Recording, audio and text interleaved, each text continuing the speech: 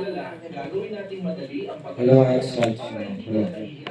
May nga po na, mga sugo kita sa ating palibangon sa hapon. Sa pagsugod natin, magapangamuyo kita. Pinoon, nagpasalamat kami sa imo sa sining hapon. Sa liwat, Lord, ang kami sa imong puanan, sa paghahimo sa imong naton, sa pag-alaga at kapagsimba. Salamat Ginoo sa kabuhi, kusog, kakabakod, nagpadayon. Pray kami, Lord, na ikaw magkamaayo sa inyong pagtipon, pag sa inyong pulong. Salamat Ginoo nga inyong pulong nagpadayon sa pag-minister sa mga kabuhi, nagagiha at nagapasanag, nagapalikon sa hapon. Lord, salamat kay ari na kami sa ikatatlo naman nga Domingo sing bulan sa January kag ining tuig 2026 Ginoo. Lord, thank you gid kay iniging sugdan nimo Ginoo sa imong hilikoton kag pati kami nga magpadayon kami Ginoo nga matapos man namon ini tubtub sa imong pagbalik nga sa imong hilikoton Ginoo. Gyapon kami pabiling Ginoo. Lord, nagka-pray kami kag nagaampo sa imo sa pasining among pagtilipon, hindi magid kami sa kadamo diri, pero sa gihapon Ginoo nagakalipay kami kag padayon sa paghimo sa imong buluhaton Ginoo. Kaya kami Ginoo sa gihapon sa katutong sa pagtuon sa imong pulong kag bisa pa man Lord sa paghimo sa imong kabubuton.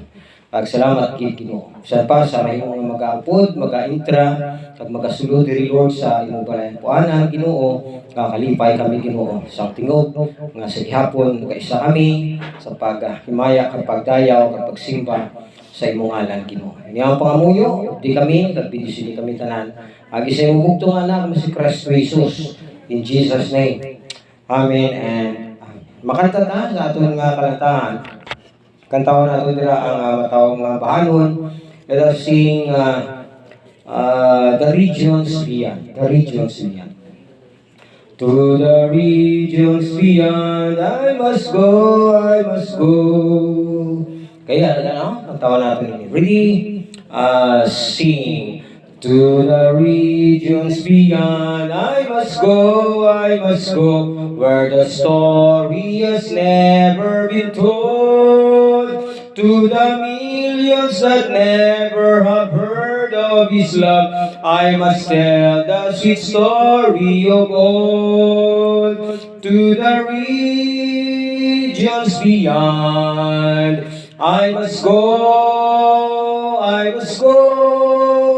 tell the word, all the word, His salvation shall know.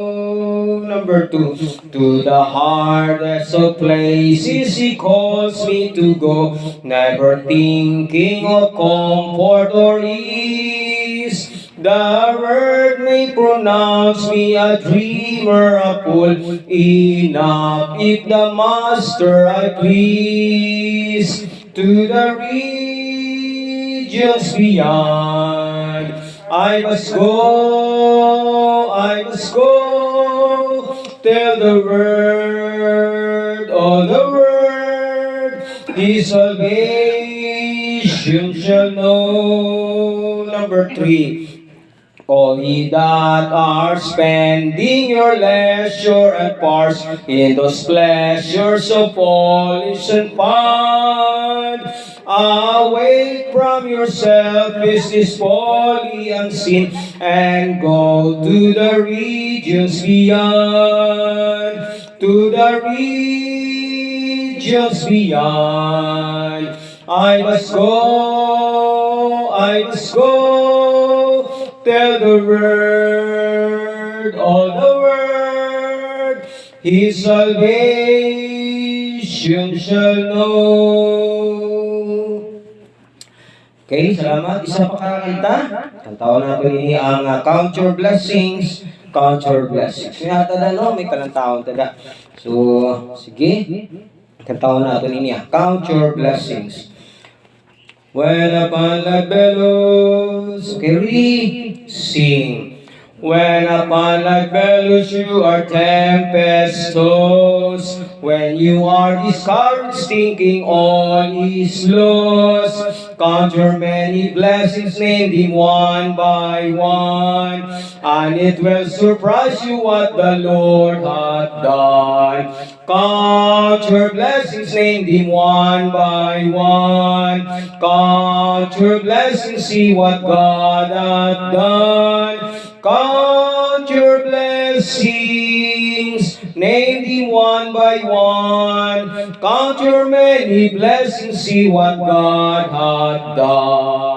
Number 2, are you ever burdened with a load of care? Does the cross seem heavy you are called to bear? Count your many blessings, every doubt will fly, and you will be singing as the days go by. Count your blessings, name them one by one. Count your blessings, see what God hath done. Count your blessings, name them one by one. Count your many blessings, see what God hath done. Number 3, when you look at others with their lands and gold, think that Christ has promised you his wealth and told. Count your many blessings, money cannot buy your reward in heaven or your home on high. Count your blessings, name them one by one. Count your blessings, see what God hath done. Count your blessings, name them one by one. Count your many blessings, see what God hath done. Amen. Salamat gid no. Isip kita sa mga pagpakamaayos ng Diyos. Pangabayo ka mo nga matindog kay magapangamuyo kita. No, sa sininga oras. Pangabayo natin na sa pagpangamuyo. Arada si Brother Yunard, no? Si Brother Yunard. Mag-aupon sa aton sa pagpangamuyo, sininga takna. Okay, pangabayo natin siya. Amay namon nga balaan, Lord, salamat sa ini nga hapon sa pagtipon mo naman sa amon sa imo balay alampuan. Salamat, Lord, sa tanan nga kaayo nga amon nabaton sa imo tiilan. Salamat, Lord, sa tanan nga mga pagsulay sa amon kabuhi nga naging mabakod kami tungod dara ka nga kaupod sa amon tunga nga naga-guide nga ina nga mga pagsulay pangkalibutanon. Pabatuan namon tungod ara ka nga nagaguidance sa among kabuhi. Yes. Salamat, Lord, sa tanan nga mga kaayo kag mga sa imo nga pagpakamayo sa among kabuhi. Sa imo nga presensya, ara ka always, Lord, sa among trabaho, sa among dalanon, nga mapalayo kami sa mga tatalagman sa among dalanon. Tungod kay ara ka, Lord, nagibabakod kami sa kapyot sa imo.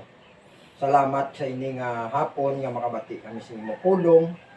Kag lamay pa, Lord, nga ikaw maga-bless sa among tagipusoon kag pamisaron. Kay ini nga mga pulong ma-adapt namon kag ma-apply sa among kabuhi. Ginabalik namon ang kadayawan in Jesus name. Amen. Salamat gid sa pagpangamuyo. Magalingkod ka muna. Kag padayon kita sa pagpangalagad sa Ginoo.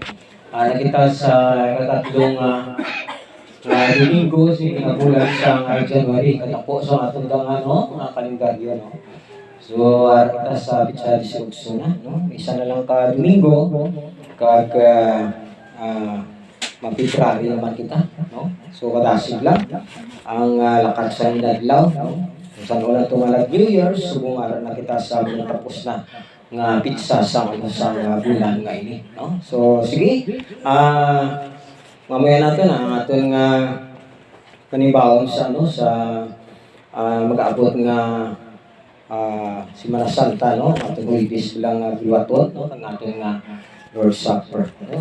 Kada tuig mo lang kita gambit sa Lord Supper dili, no? Diba? So, muna ang ating hibuton sa palabuton nga Marso. Okay? So, kadto kita sa ating mensahe sining hapon, no? Di na maglangay, magpadugay. So, kadto kita sa ating mensahe nga pagkatun-an sa sining hapon. Okay? So, remind nyo si Brother Ulysses da, no? Kung gusto niya lang magwali, no? Mag-ano nga Domingo. Ang bala siya.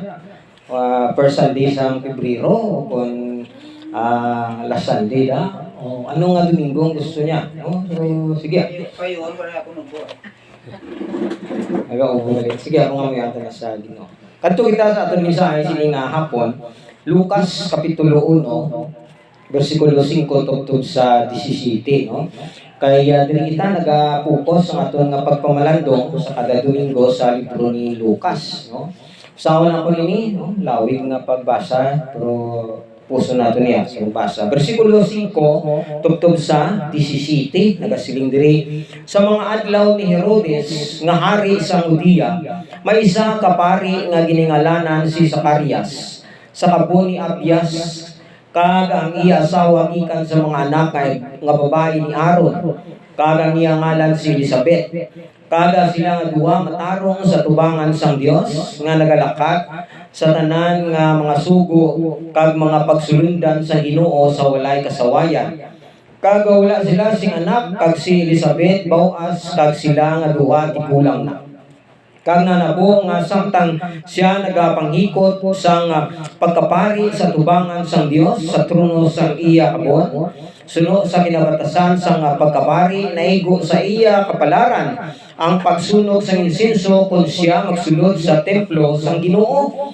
Kag ang bug-os nga kadam-an sang katawhan nagapangamuyo sa gwa sa takna sang insenso. Kag may nagpakita sa iya nga isa ka anghel sang Ginoo nga nagatindog sa tuunayon sa ngalaran sang insenso. Kag sang nakita siya ni Zacarias, natublag siya kag hinadlukan siya. Apang ang anghel nagsiling sa iya, dili ka maadlok, Zacarias. Ay ang imo pangamuyo gin pamatian, kag ang imo asawa si Elizabeth magaanak sing lalaki sa imo, kag tawgon mo ang iyang ngalan Juan. Kag magaagom siya sing kalipay kag kasadya, kag madamo nga magakalipay sa iya pagkatawo. Kaya mangindako siya sa itululok sang Ginoo, kag indi siya maginom sing alak o kung ilimnon nga masingkal. Kag pagapun-an siya sa balaan nga espiritu kutok sa taguangkan sa iya iloy. Kag madamo sang kanakan sa Israel ang palisuon niya sa Ginoo sa ila Dios. Nga ila Dios. Kag magauna siya sa iya sa espiritu kagahom ni Elias sa pagpaliso sa mga tagipusoon sa mga amay, sa mga anak, kag sa mga di matinumanon, sa kaalam sa mga matarong, sa paghanda sa Ginoo sa katawhan nga naaman. Kaway nga Ginoo magpakamayo sini mga muyo. Lord, salamat gid sa imong pulong sining hapon na amon nga gibasa. Kag salamat Lord nga sa tunga sa imo nga mga tumuluo diri Lord sa simbahan na bahayag ini kag nababati ini. Kag itugot nga ini Ginoo pahat-pahat ginugad Lord sa nagakaigo nga mensahe nga suno sa pagkakinahanglan sa isa ka isa Ginoo. Lord, nagaampo kami sa imo nga gamiton nimo imo alagad sa pagpahayag sining imo pulong. Kagabay nga ini Ginoo nga pulong mangin pulong nimo kag ang imo Ginoo mensahe Ginoo Lord nga pagadalon sa imo alagad magadangat Ginoo Lord sa kada itulong Ginoo nga mangin pagpakamaayo. Lord, thank you gid sining hapon kag ang oportunidad nga ginhatag nimo sa among Ginoo. Wala ini sing kabaylo o Dios God. Tungod kay ginadumdum namon nga ining ang pagtilipon balaan nga ini Ginoo Lord na partisir para sa among hari, sa among Ginoo, ug sa among Dios. Inako pa salamat Ginoo Lord kag pagampo sa imo sining hapon diri sa imo balay ng puanan. In Jesus name. Amen and amen. Okay, no? So, ang libro ni Lucas, so ining aton nga ginapamalandungan daw pila na ka Domingo, no? So, the Gospel of Luke. Number 1 nga aton ginatun-an, no? Sa malawig bilang introduction sining nga libro, nagapahayag the dedication of Theophilus, no? So, ang libro nga sang Lucas gindedikar ini sang writer nga si Lucas sa isa ka tinuga nga gintawag si Theophilus. Ti sa nagligad nga Domingo, gintagaan naton sang meaning ang ngalan nga Theophilus, hindi lamang nga ina daw palayaw bilang nga ngalan, no? Kundi nga ina na parte ni Sergid nga may ara nga silingon, no? nga ang iyang meaning sina dira the lover of God, no? The lovers of God, no? So ang tanan nga mga nagahigugma sa Dios ining libro ni Lucas nga ining Gospel of Luke, na tuhoy ini tanan sa mga manubasa sa tanan nga mga nagahigugma sa Dios, no? Ara dira kung atong basahon sa verse 1 down to verse 4, no? Ginapahayag dira ang dedikasyon sa writer dira sa isa ka tinuga nga amo si Theophilus, no? So number 2, ara dira sa verse 5 down to verse 25 nga ginbasa naton, pero dira lang kita kutob sa bersikulo 17, ginatawag ina nga the Annunciation to Zacarias, no? The Annunciation to Zacarias, no? Ang Ginoo nga nag-anunsya, no? Sa kay Zacarias, no?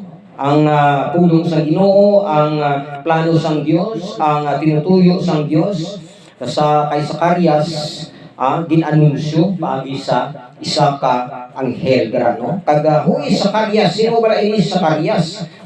Antes naton pahapaton ang mga dinala diri sa kasulatan, kilalaon naton ana ini si Zacarias suno man sa ginhambal diri sa Biblia, no? Who is Zacarias, no? Who is Zacarias? A priest in the course of Abia or Abijah, the son of Aaron, the priest, no? So ginapakilala sa diri sang balaan nga kasulatan sa libro ni Lucas nga si Zacarias isa ka pari, no? Isa ka pari sa kabon ni Abijah, no? Pag si Abijah, that is the son of Aaron, no? The priest. Si Aaron amo na siya ang utod ni Moses, no? So ginatawag sila sa Ginoo nga mangin pari sa tabernakulo sang Dios, sa buhaton sang Dios. Ginsaligan sila sa Ginoo nga amo ang mag-atipan kag mag-amuma sang buluhaton kag lilikoton sa Ginoo sa kampo samtang nga nagapanlakatan sila, no? So amo na ang gipili. Kag si Aaron, may mga kabataan siya, no? May mga kabataan siya dira nga na-record dira kag mahimo dira mabasahan dira sa may sinulatan dira sa sang Deuteronomy dira, no? Nga si Aaron dira may mga kabataan. Ti ang kabataan niya, like father like son, ti mga pari man, no? Mga nagahimo man sa buluhaton sang Ginoo. Kag the course ini natin bilang course nga ini o kung kinapon, no? That is a period of service, no? The period of service. Kaya there are 24 period of service.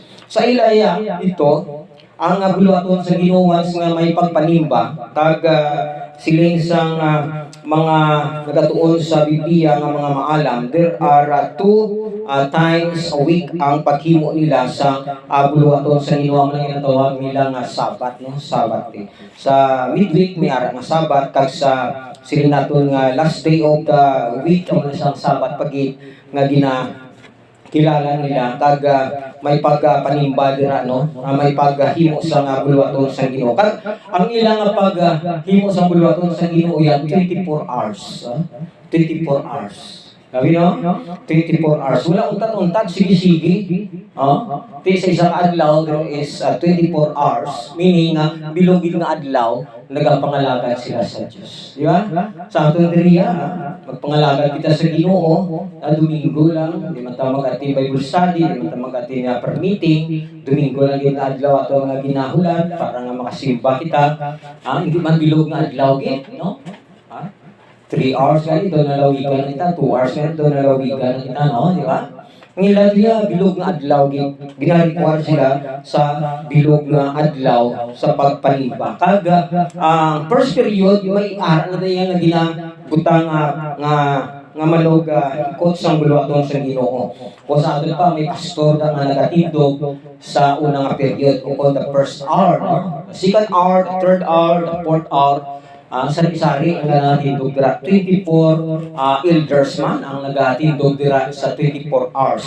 Kag si Abijah nga sa diisiling naton si Zacarias nabilong dira sa iyang alinyada 8 period siya, sa 8 period siya. Ang ginambal dira nga he is in the 8 period. Kung silingon sa ikawalo siyang takna, nga nagahikot sa nga buluato sa Ginoo. Di bangon kay si Elijah, wala na to yan, ulang na to yan, no? Pagati si Zacarias, amo ang linyada nga napasa sa iya bala ang nasiling naton nga buluhaton sa linyada ni Elijah. Ti nagabot ang tinion nga na partition sa iya ang paghikot sa buluhaton sa Ginoo sa time nga mahalad siya kag magasunog sa insenso, magsunog sa insenso. Okay, no? So, the course of Elijah was the 8th period. Zacarias means Jehovah has remembered. No? Jehovah has remembered. So, ngalan galing nga Zacarias, ang meaning sina,